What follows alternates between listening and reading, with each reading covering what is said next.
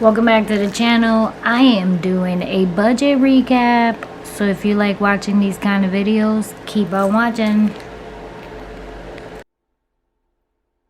Alright guys, not sure how this is gonna work. I am doing a voiceover while you watch me do my November and December budget book is what I call it. But I wanted to catch you guys up. The last time I saw that I uploaded something for budgeting, it was sometime in May of 2023.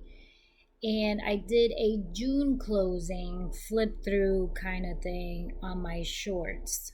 So I'm not sure if you guys saw any of that stuff, but I haven't caught up to anything else currently with the budget. Not because I chose not to, but it was more mainly because it stayed the same. I still keep the same format for my main account, still keep the same format for my sinking funds. I still have my envelopes page for every single envelope that we use, and everything has clearly stayed the same. Nothing changed. I didn't win the Powerball or anything like that, even though I don't gamble. But to let you know, hey, we no longer do a budgeting. That's not the problem. What was happening was everything was still the same. So if you go see my last video that had to do with a budget, it's still the same, right? So every end of month, every time I get paid, I go in still and I reconcile the account, which is on the 15th and the 31st of every month. And then on the 1st, I go in and do the next month, right? And we reconcile everything. And then we take out the money that we need for our budget for the current month. And then anything after that, we actually go in and plop it in the savings, right? So whatever was saved up, whatever was left, whether it was 3,000 or 4, it was always around between 3,000 and 4,000. Every now and then we had a little bit more, or we would have a little bit less, but nothing more. It was always a couple of $1,000s. So we would throw a little bit to the city, whichever one was less. We always kept the minimum payment for the city, $500 for both of them that we owed, and then throw an extra 500 to whichever one had the lowest balance, because don't forget, we still go by lowest to highest. And then whatever was left was always transferred to the savings, which then in the savings we would transfer it to our markets, which has our highest interest rate for the savings. Let me catch my breath. So that being said, if you think about it, every month was the same. So April was the same, May was the same, June was the same, July was the same. Here comes August. By the way, today's October 15th. If you didn't know, now you know. And when I went to go do my budget, I recognized that I haven't done a budget in a very long time. So that's when I decided to go ahead and do this video, right? Because especially now, for those who know and don't know, well, now you know. My husband had a stroke August 11th. They called me, I think it was August 11th or August 12th. It was that Friday. Let me go confirm that. August 11th, he had a stroke. They called me around noon. I was actually working. I still work from home currently. And they called me and told me to meet him at the hospital because something was wrong with him. So when I got to the hospital, lo and behold, he had a stroke.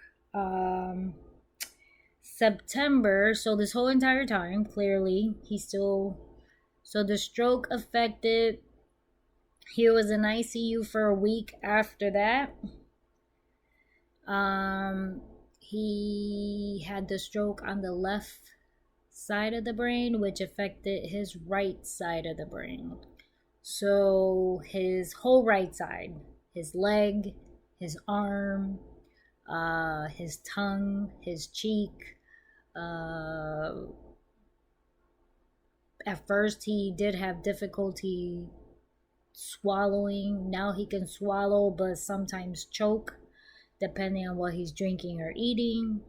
Uh, his speech, so you can you can understand him a little bit, but you can tell something is off. Then his arm has no movement as of today. His hand has no movement, not his arm. So he can move the arm halfway, but the hand has no movement. The leg, he walks, but is with a cane and with a limp. So he walks sort of like a robot, right? So that is what he currently has as of today, October 15th. He was in the ICU for a week. Then we stayed at the hospital for a couple of weeks more. He was there for like a month or so before he went into inpatient rehab, which he was released from inpatient rehab September 22nd, September 23rd. Don't recall the exact date. And he came home. So he's been home since September. And clearly he still is, he's there, right? He can talk to you, but you got to give him time. So he needs time to think. He can think of the word. It just takes him a long time to like say what he's trying to think, what he's thinking.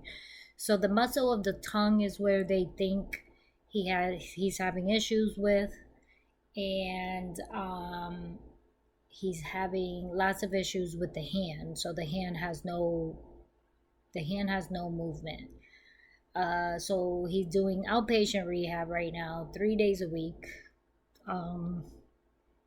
for speech, OT, and PT, about between 30 to 45 minutes each, give or take. Every week is different, for the 3 days. So that being said, our life has changed, right? So he's not working. When he first got injured, when he first got injured, the whole entire month of August, he did not get paid. And the whole entire month of September, he did not get paid. Clearly, we had paperwork galore. So if you are a, let's say, non-Dave Ramsey, non-budget believer, that kind of stuff, I am one of those that if I was not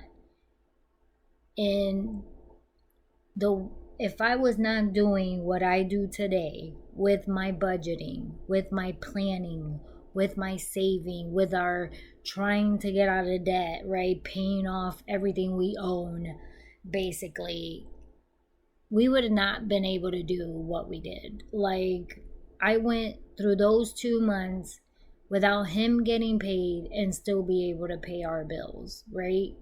Because why? Because we would put all of that money into the savings, and granted, that really not what it was for. We really wanted it for Tennessee, but we're almost done with Tennessee, with the house and everything else. So clearly, it wasn't for that. It was more for that, but also for emergencies, right? And now we're in October, and whoopee, his disability did kick in, but he's only getting 60% of what he was getting paid. So, is it the same thing? No, not really. Is it hurting us? No. Why? Because we're in this plan of budgeting, right? So, thinking for the future, thinking ahead of the game, what are we doing? We decided that clearly clearly he is disabled, so he can no longer drive, so we sold his car. People were complaining and crying and talking about, oh my goodness, what are you doing? You're crazy. You need the car. No, we don't. We don't need the car.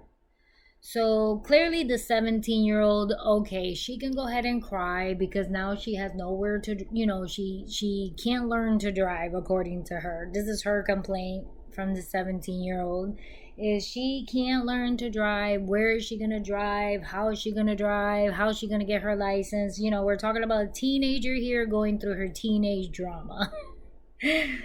Okay, so clearly she was the one crying, but we sold the car, so we pocketed that, and we were able to sell it above of what we owe because we are halfway debt free. So we still owe the house, right? We still owe clearly our school loans, but who doesn't? And we just had the two city cards. I don't count Best Buy because Best Buy is zero interest, and that one gets paid off as soon as we use it, divided by 12. Like, there's no interest on that card. So if I need a laptop, if I need a refrigerator, if I need a stove, and some of you who are true hardcore Dave Ramsey people might not agree with me on this one, but I find it no foul on it if I divide it by the 12, pay off what I gotta pay off with zero interest. Like, why out of pocket the $3,000 right now when clearly I can pay it off in 12 months with zero interest, right? Because don't forget, I am the true hardcore Dave Ramsey believer. My husband is not.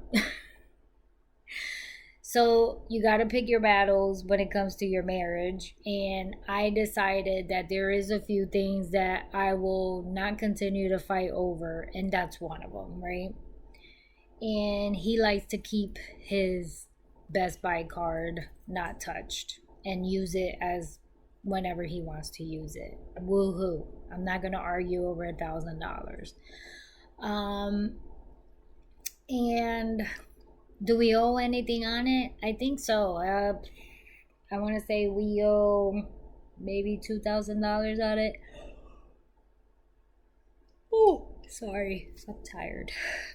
$2,000 on it. And we still got a year to pay it off. So we sold the Toyota. Let's go back to selling the Toyota. We pocketed $2,000, got rid of that loan, and pocketed over $2,000. I think it was almost close to $3,000. So we threw that to the city, to the lowest credit card. So we paid off one of the cities with the Toyota, because then don't forget, we always had a cushion left over at the end of each month. So with the cushion left over from me working full time, don't forget, I still work full time, and we still got 2 side hustles. So with me doing the 2 side hustles, because he's no longer doing Kohl's, that was his side hustle with his full-time job. We still had a nice cushion. Well, we still have a nice cushion because we still do. And we paid off the city. So the one with the minimum amount. So we paid off that first one about the first or second week of October. Then next thing you know, a week passed by and we did the calculation. Don't forget, we still had the Hyundai, which is the other car that we had. So we had 2 car loans, 2 cities, the Best Buy, the school loans, the 2 school loans, and the houses, right? So the Hyundai was the next one. Now that one was a stupid tax. We call them stupid tax with Dave Ramsey because it was a loan on top of a loan when we didn't know any better. And that car had 2 loans on it. So my car payment for that one was over $500 a month for the Hyundai. And you calculate the $140, $190 a month that we have for car insurance because you need full car insurance on that one. Then I had the Easy Pass. That was $25 every now and then. Then you have car maintenance. Now, if you look at everything in a whole month perspective, every month over almost $1,000 went into that bucket of a car of a Hyundai. So we looked at each other and we were like, wait a second, you work from home. We hardly go anywhere except for doctor's appointments. And then I called the insurance. Obviously, they pick him up, right? Because now he's disabled. So what did we do? We sold the Hyundai, people. Yes, we did. Got $14,000 for the Hyundai. We pocketed $5,000 for the Hyundai. And what did we do? We killed another credit card. So we got rid of mainly everything that we had in our bucket, including half of the Best Buy, even though clearly we don't have to. So now we don't have the two cities. Now we only have the homes, Best Buy, woohoo, and what else? The school loans, which clearly they're still deferred for us because guess what? He's disabled, so they gave us extension for the school loans. So we don't pay for school loans yet. So, yep. I can't believe it, but God is always good. And I am so glad that we decided to, even though we're just 1 foot in with Dave Ramsey and 1 foot out, we still are very grateful to be able to follow a budget, have the sinking funds, and do everything that we needed to do, that when this time came, that a curveball, Murphy, decided to knock on my door and my husband having a stroke, clearly, we were prepared. Now, my question to you is, are you prepared? Are you prepared for your spouse having a stroke? Because clearly this is a lesson learned for everybody. Now, are you prepared for your significant other to get knocked down and you have to deal with one income? Think about it. Are you prepared? Because we were prepared. We didn't know we were prepared, but we were prepared.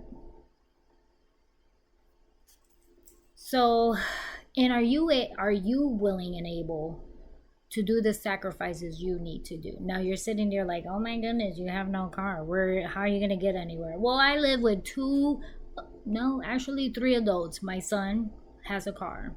He lives with me for free. So guess what? I'm going to borrow his car as many times as I want. My oldest daughter lives with me with her husband. They have cars. I am sure I can borrow their car if need be. I will take my son's first before I take my daughter's, though. I'll tell you that much. Because he lives here for free. So I don't need a vehicle. I didn't need that $1,000 a month I needed in my bank account to get rid of everything else that we have. Now, we live in a day and age today that we can just go on our phones and do what? Uber! Like, hello, there's Uber, there's Lyft, there's taxis. I mean, I remember when I was younger, I used to have to catch the bus. Like, I was never privileged to having a car, having people drive, like I always had to catch the bus or I always had to walk somewhere. So it doesn't really bother me that I don't have a car. It bothers my 17-year-old.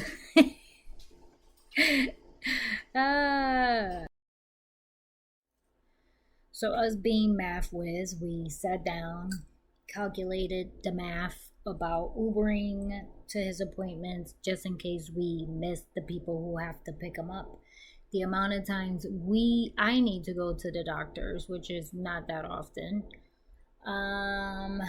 Clearly, everyone is around my town, so the maximum amount we would pay for regular appointments would be $10 to go, $10 to come back, so it's $20 a day. 3 times a day for him is only $60. I was spending $60 in gas in my car a week. Okay? And I would think if we have to go to a farther appointment, it's probably $40 for that one day that he has to go farther out. I'm still gaining money in my pocket by selling the vehicles. Then, if you think about it, if I need to buy anything, it gets delivered. Amazon delivers. My groceries get delivered. Hey, the pharmacy, because he's disabled, gets delivered.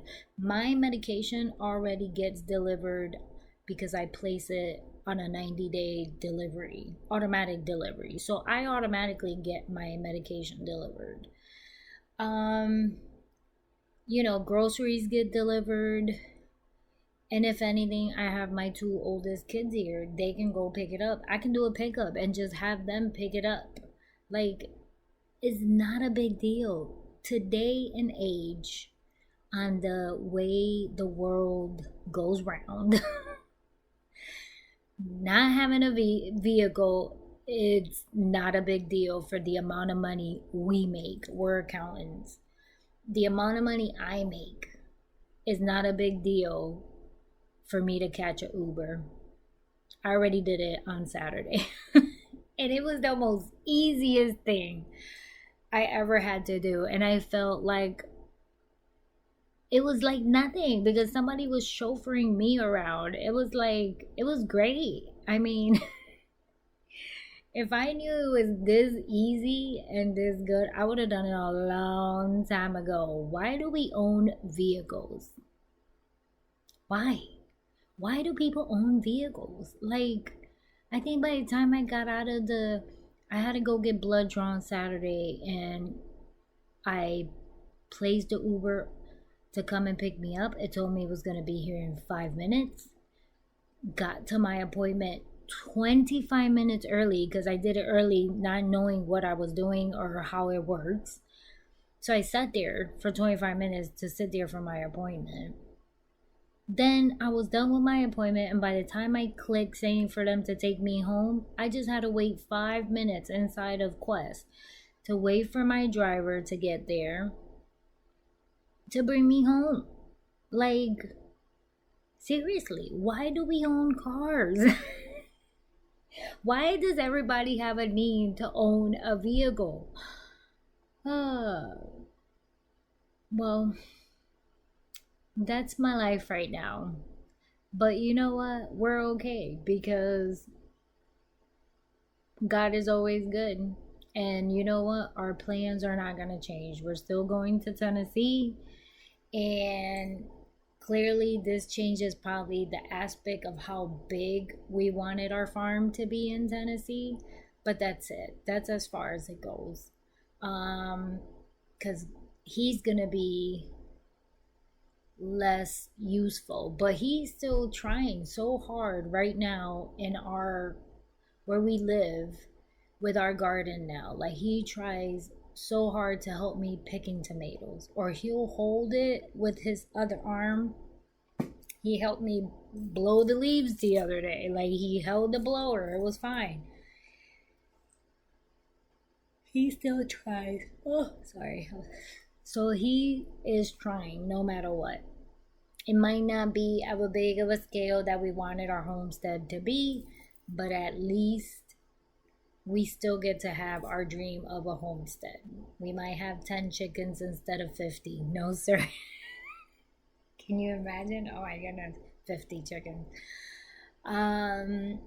So yeah, I think is great. So now I'm gonna actually give you a visual and go through everything we did for September, because clearly we're in October.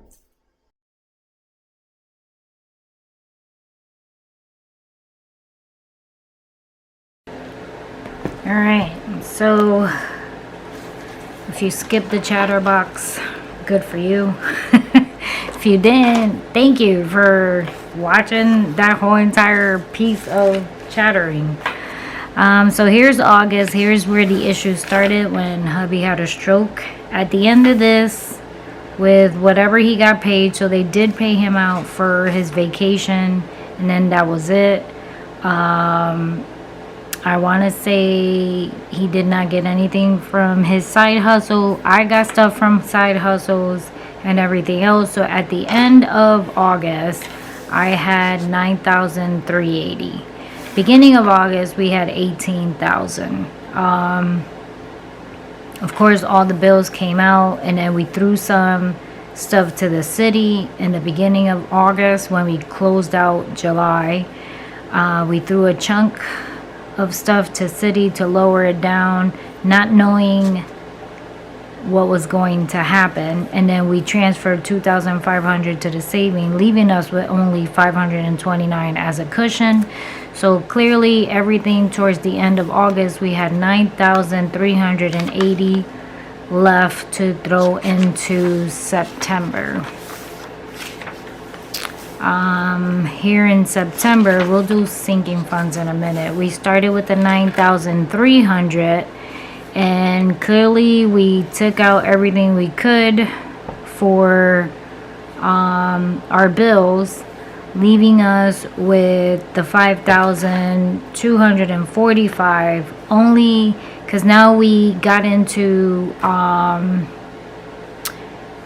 emergency mode. Then we went in and I changed the city from 500 to the minimum balance that you can pay, like the minimum you can pay. So I did 100 and 125 for the other one. Clearly without because you don't know what's gonna happen, right? And we had to fill out all these paperwork. We didn't know how long it was gonna take, so that's why we did that. We did end up throwing $2,500 on it because we did have the $5,000 left. So we stayed with, at the end of the day, $1,700 on as a cushion. Now, because, so this is the end of September. Towards the end of September, we ended up with $9,000 left. At the end of September, starting the beginning of October, so here's October, this is now, we started with the $9,125, clearly, and then here is where we decided to sell the cars. So at the end of me reconciling October, I did the 100 to each city, the 100 and the 125. We ended up with 5,300. We ended up, what was it? So we ended up paying out, we sold the Toyota, so we ended up paying out one of the cities. And then towards the end, we ended up paying out the Hyundai, and we ended up paying the other city. And we still have 5,000 as of today, 376, because right now today is October 15th. Now, the only thing that did change is that clearly direct deposit is not going into our sinking funds, because clearly hubby is not working. Only mines is going into the sinking funds. So at the end of each month, I have his portion being withdrawn from our main account and thrown into our sinking funds. So in the beginning of each month, you're gonna see an in transfer, which is from our main account for our sinking funds, because he does not have his direct deposit going into the sinking funds. The other thing we did was, you see transfer in $950, because the other thing we did was, so in the beginning of the month, the $950 is going to start going in every single month because his direct deposit is not working. And then the other thing we did was Transferring into the sinking funds out of our main account was one change, and then the other thing that changed was, so clearly our buckets are not the same. So now starting in November, our buckets are, Nina's no longer here. We transferred that money to the other for now. And then now we're not going to have the car maintenance, but I'm going to leave the car alone because technically eventually we are going to buy another car when we do need it. And we're going to use the car for Uber. So every time I use the Uber or Lyft for a ride, is going to come out of this bucket. So like right now I have 476 to use for any rides that we need. Besides that, I want to say nothing else changed. I mean, besides me having to force feed my sinking funds at the end of the month, that's about the only thing that changed. But don't forget, we fund our sinking funds at the beginning of every month anyway, so that really didn't affect me very much. I just had to end up transferring money from the savings just to make up for what he was missing, because the last paycheck in August that he got included whatever open personal time and vacation he had. They paid him out. Then of course the whole entire month of September we had to wait for paperwork to go through for his disability, so nothing really changed there. Then so right now everything that comes in is basically mine's and my side hustle. There shouldn't be anything else coming in. And then at the end of, so you see I take it off from the beginning so it can transfer out to the sinking fund so it can make it on time, because if not I can't fund my envelopes the way I like to fund them. Besides that, nothing else changed. I mean, this is what you guys saw me creating because I don't have time to create it. So I still left the name there, car, because no matter what, if I don't use the money, that can be for down payment when we do want a car, because eventually we are gonna want a car. And the other thing I didn't get to explain is at the end of December I do an envelope recap, which the whole entire total is gonna be here, and then we're gonna divide this total by the amount of months, and then that's what's gonna get funded every month on the sinking funds up here. So hopefully we're within our budget. Basically that's what the end of the year recap is to make sure we are sticking to our budget. Clearly we don't have Nina anymore, so that amount doesn't need to be there. It's sort of, you know, extra money. So I'm sure that once I total all of these, it's not going to total the 1,400. So clearly I can go ahead and put that money into whichever one is not sort of matching up. Last year when I did it, I was only off a little bit, but and then I had more somewhere else, so I was able to move it from like memberships to another one. So like I'm sure I'm gonna keep the car the same no matter what, but like membership is, I think, is too high and it's gonna go down. So if that one has more than, let's say, I don't know, medical, then I can move it from the memberships to the medical at the end of the year to make sure I still have enough. Besides that, we're doing pretty good. Clearly I'm working from home still. My job is pretty okay with it. I log off, take them to therapy, log back on, log off again, take them to therapy, log back on. Then I check to see how many hours I did. Then if I'm missing anything, then I either work the weekends or I stay late. So like I'll log back on after dinner and work till like 8:30, 9 o'clock.